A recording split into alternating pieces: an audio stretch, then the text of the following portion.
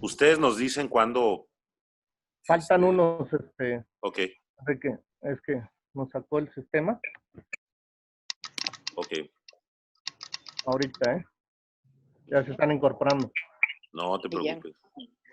Muy buenas tardes. ¿Cómo fue? Entonces, a ver, a Millán ponle. Bueno, aprovechamos para saludar al diputado Sergio Asenjo, que ya se incorporó. Con el gusto de saludarlos. Muy buenas tardes. Y podemos, un favor, ¿podemos silenciar los micrófonos para que nada más la persona que esté hablando y no se vicie el sonido? Por favor.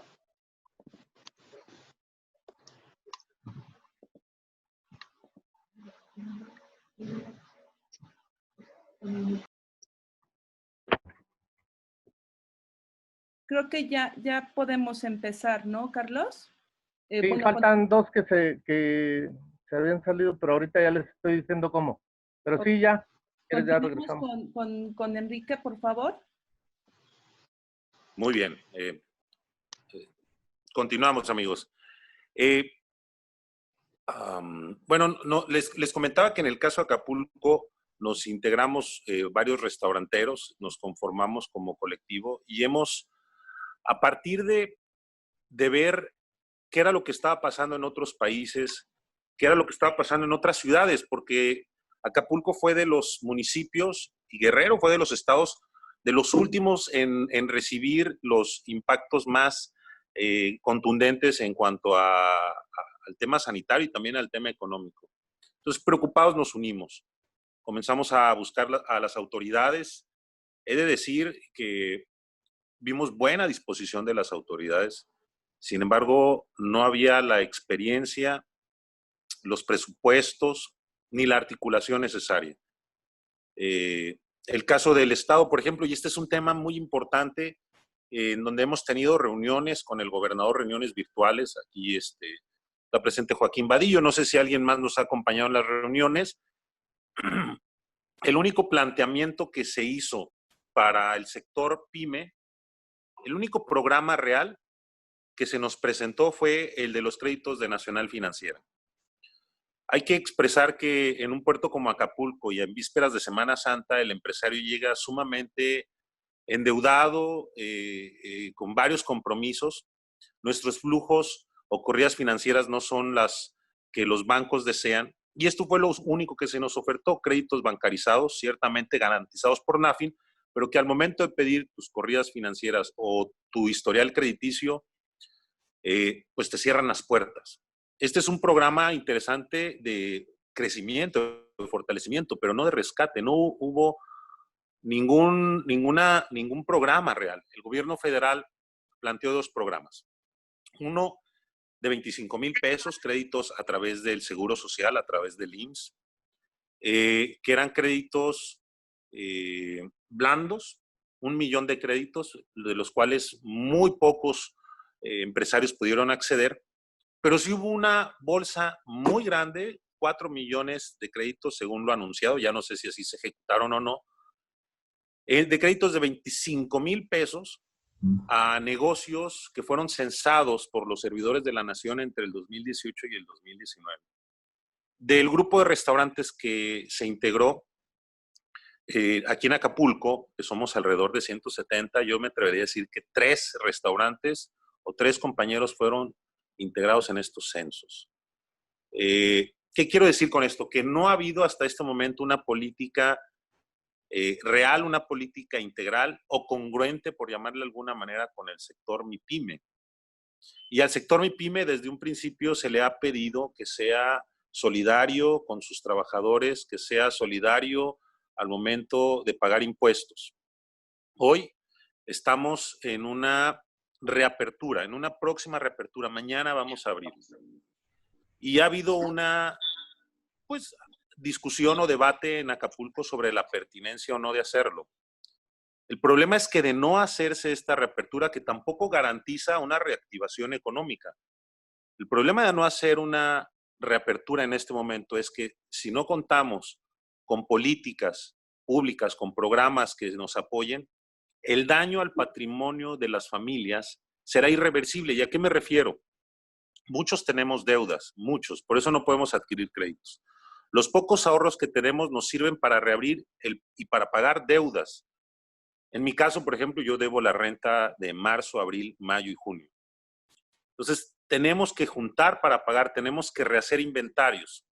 Pero va a llegar un momento en el que nos vamos a ir gastando nuestros ahorros y ya no vamos a poder reabrir. Nuestros empleados ya no van a poder volver a trabajar y el aporte que vamos a dar al desempleo va a ser mayor. Aquí entre los restauranteros, que somos 167, damos empleo a alrededor de 2,500 personas. Tan solo la Casa de los Abuelos tiene 450 empleados. Y bueno, ya se ha anunciado que varios restaurantes, el Buffalo Extreme, el Jaguar también, Pizza Hut, que era muy conocido, han cerrado sus puertas. Nosotros estamos haciendo un balance para en el día lunes anunciar qué negocios pueden abrir y qué negocios no.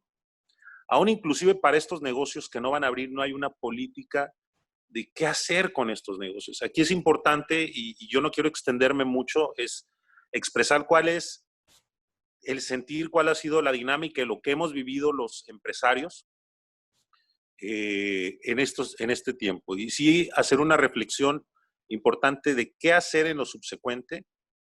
Para mí es vital escuchar a los diputados, ver qué planteamiento nos puedan dar, porque hoy apenas estamos reiniciando nuestras actividades, repito, pero la etapa más difícil apenas viene. Y no vemos ni un incentivo o un estímulo en ningún rubro para el sector MIPYME, que es el que más aporta pues a la economía del país y a los impuestos, a los ingresos del gobierno. No quiero extenderme más, yo quiero dejar mi planteamiento, mi exposición en el sentir, en lo que han sido estos 3 meses, en cómo estamos abriendo, lo estamos haciendo. Sí hay una presión para los gobiernos estatales y municipales. Yo veo inclusive preocupación y temor, pero también veo que no hay margen de maniobra. Es una situación y una postura difícil para los gobiernos locales. Y aquí es fundamental la coordinación. Y es algo que yo creo que los diputados tienen que trabajar en la ejecución de recursos en estos rubros, en la fiscalización y también en la coordinación. Los 3 niveles o órdenes han estado desvinculados y el abandono, pues al menos en el puerto de Acapulco así lo percibimos. Es mi participación, Carlos. Sí, muchas gracias, Enrique. Pues vamos a dar inicio con las participaciones de los diputados. Yo creo que hay mucho la inquietud de los empresarios y de quienes nos acompañan. Y quiero decirles que precisamente la intención de este conversatorio es poderles dar voz a ustedes, los empresarios, para que expresen su problemática, ya que lamentablemente en Guerrero, a pesar de que tenemos 9 diputados, no tenemos diputados de Acción Nacional, pero tampoco los actuales diputados han hecho una propuesta o han hecho un planteamiento sobre cómo recuperar la economía de Guerrero. Hay diferentes propuestas que yo creo que al final algunos de ustedes las manejarán, pero en su gran mayoría ha habido diputados que nos escuchan que tienen que ver con la reducción del costo del peaje para poder reactivar la economía del puerto de Acapulco, y en este caso, como la economía del puerto de Acapulco ayuda a la economía del Estado, pues reactivaría también la economía en el Estado. Pero dejaría más adelante las participaciones de los amigos, de los compañeros que nos acompañan, agradeciendo de antemano a todos los que aceptaron la invitación. Y vamos a iniciar con la diputada Ania Gómez Cárdenas. Ella es diputada por el Estado de Nuevo León, es integrante de la Comisión de Cultura, Cinematografía, de la cual es secretaria, es integrante de la Comisión de Educación y de la Comisión de Relaciones Exteriores, pero también es una diputada muy activa, muy chambeadora, joven y bastante propositiva. Decirles también que estaba invitada en un principio la diputada Adriana Dávila, pero por cuestiones de salud que dio positivo del COVID, no nos pudo acompañar, está en cuarentena, pero sin embargo agradecemos a los demás diputados su participación y su asistencia. Adelante, diputada Ania Gómez, bienvenida. Hola, buenas tardes. Muchísimas gracias, Carlos. Saludo a todas y todos que se encuentran hoy conectados. Un afectuoso saludo desde Monterrey, Nuevo León. Acá estamos.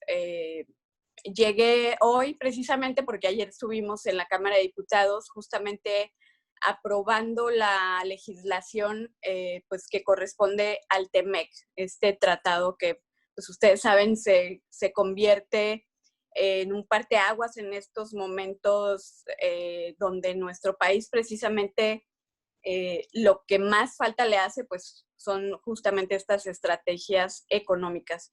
No quiero dejar pasar de mencionar pues la fecha. Hoy nos encontramos a 1 de julio y hoy el gobierno federal, en lugar de estar enfocado en buscar precisamente estas estrategias que se requieren, pues está diciendo que hay mucho que celebrar y nosotros le decimos, pues realmente no hay nada que celebrar a 2 años del triunfo de este gobierno. Pareciera que se quedaron anclados en la elección del 1 de julio del 2018 y lo vemos en los resultados, ¿no? Vemos niños con cáncer que todavía siguen sin recibir su tratamiento.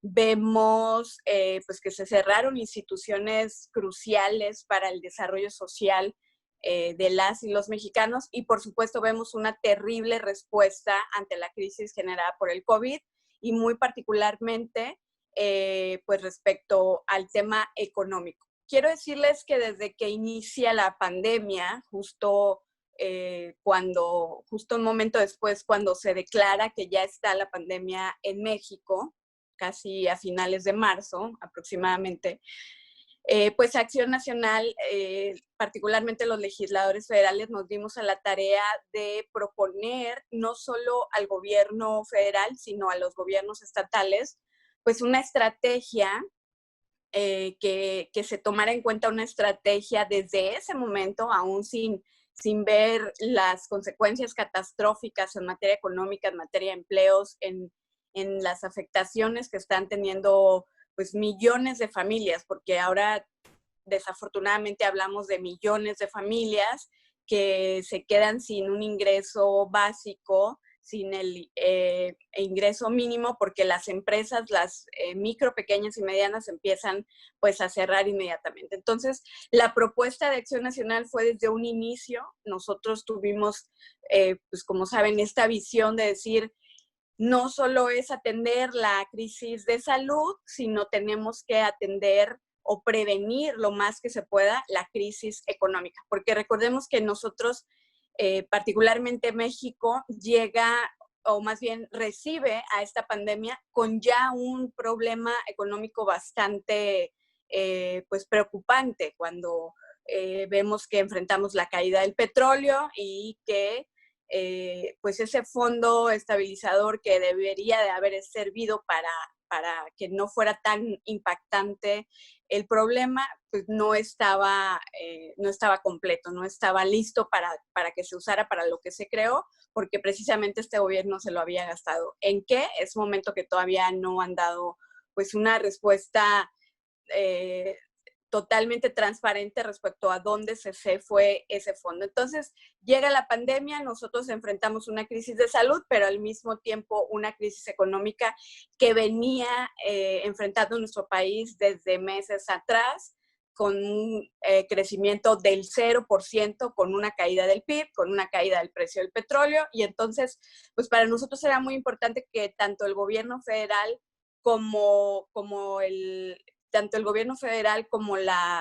los gobiernos locales, pues se dieran a la tarea de implementar estas medidas. ¿Cuáles eran esas medidas? Muy sencillo, apoyar a todas esas MIPYMES que tenían que cerrar en esos momentos para que sus empleados pudieran seguir recibiendo pues al menos de 1 a 3 salarios mínimos.